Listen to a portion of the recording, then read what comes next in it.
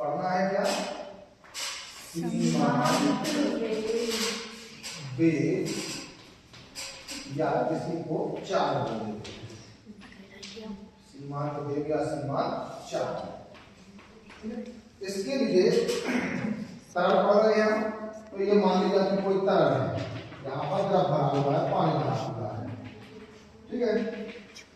इस पानी में एक हमने वस्तु को गिराया, एक वस्तु को हम गिरा दिए हैं, ठीक है। वस्तु मान लीजिए कि गोलाकार है, इस वस्तु को हमने इसमें गिराया, तो वस्तु की त्रिज्या होगी, गोलीय है तो त्रिज्या मान ली कितनी? 8, ठीक है। अब इस वस्तु का घनत्व भी होगा, वस्तु का घनत्व होगा, तो इस वस्तु के घनत्व को मान लिया हमने d, और ये जो जिस द्रव में गिर रही है उसका भी घनत्व होगा, तो इसका घनत्व मान लिया हमने सिग्मा, ठीक है। जिस द्रव में वस्तु गिर रही है उसका घनत्व कितना है? ये सिग्मा।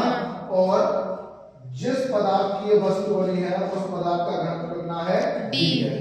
अब ये गिर रही है तो वेग होगा, गिर रही है तो वेग होगा, तो इसको वेग को बगल में बना दिया, ये जो वस्तु गिर रही है वो कितने v वेग से गिर रही है, कितने वेग से गिर रही है? v वेग से गिरती है, ठीक है। अब जब ये वस्तु नीचे की ओर आएगी तो पानी का घर्षण लगता है, जैसे श्यान बल करती है, ठीक है। तो ये घर्षण बल क्या करेगा? वस्तु को ऊपर की ओर धक्का देगा, यानी श्यान बल कहां लगेगा? ऊपर की ओर। और एक और बल लगता है उत्प्लावन बल, ऊपर की ओर वस्तु पर एक और बल लगता है, कौन सा? उत्प्लावन बल। ये काम क्या होता है? जैसे वस्तु जब पानी में गिर रही है तो पानी को क्या करेगी? वो हटाएगी, पानी को क्या करेगी? हटाएगी, पानी को हटाएगी यानी एक से दबाएगी। तो न्यूटन की गति का तीसरा नियम क्या करेगा? अगर वस्तु पानी को दबा रही है तो पानी वस्तु को धक्का देगा, ये कहता है न्यूटन का तीसरा नियम। तो ये उत्प्लावन बल लगेगा ऊपर की ओर, उत्प्लावन बल, और दूसरा लगेगा श्यान बल, घर्षण के कारण श्यान बल। और वस्तु का भार है वो कहाँ लगेगा? नीचे की ओर। भार कहाँ? नीचे की ओर, नीचे की ओर लगता है, ठीक है ना। अब क्या होता है? शुरुआत में किसी वस्तु को पानी में गिराया जाता है तो शुरुआत में तो उसका वेग बढ़ेगा, लेकिन पानी के अंदर कुछ देर बाद क्या होगा कि ये दोनों बल इस भार के बराबर हो जाएगा, ऊपर लगने वाले बल नीचे के भार के बराबर हो जाएगा। तो फिर पानी के अंदर वस्तु एक नियत वेग से गति करने लगती है, उसी नियत औसत वेग को हम क्या बोल देते हैं? सीमांत वेग या सीमांत चाल।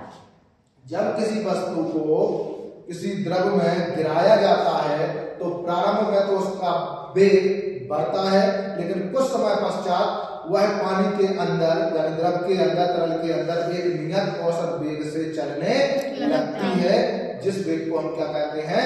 सीमांत वेग कहते हैं, ठीक है।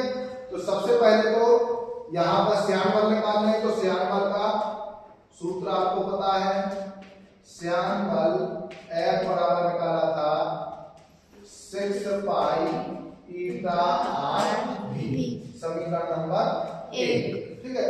और फिर दूसरा निकालेंगे क्या? उत्प्लावन बल, उत्प्लावन बल, उत्प्लावन बल बराबर होता है वस्तु द्वारा हटाया गया द्रव का भार, वस्तु द्वारा हटाया गया द्रव का भार। अब यहाँ एक उत्प्लावन बल के पहले इसका भार निकालो,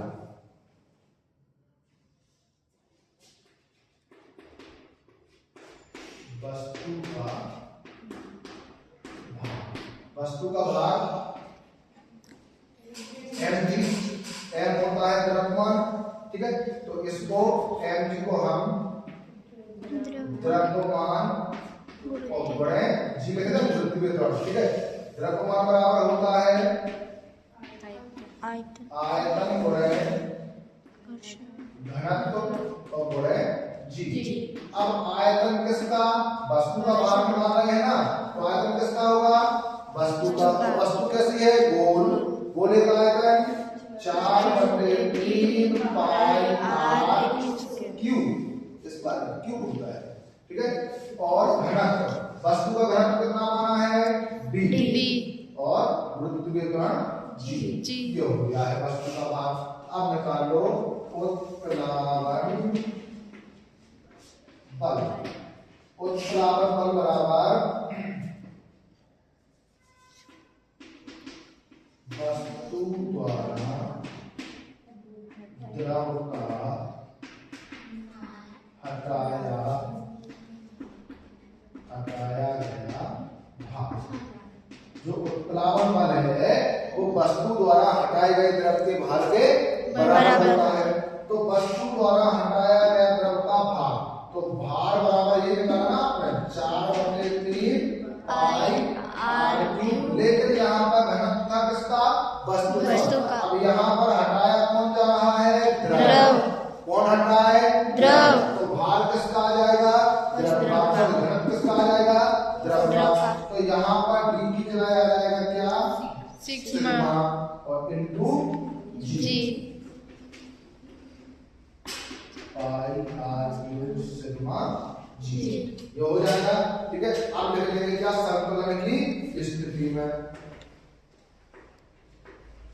संतुलन की स्थिति में तो संतुलन की स्थिति में क्या लिखेंगे? ऊपर की ओर लगने वाले बल बराबर नीचे की ओर लगने वाले बल। ये हो जाएगा, ठीक है। तो ऊपर की ओर कौन कौन बल लग रहा है? श्यान बल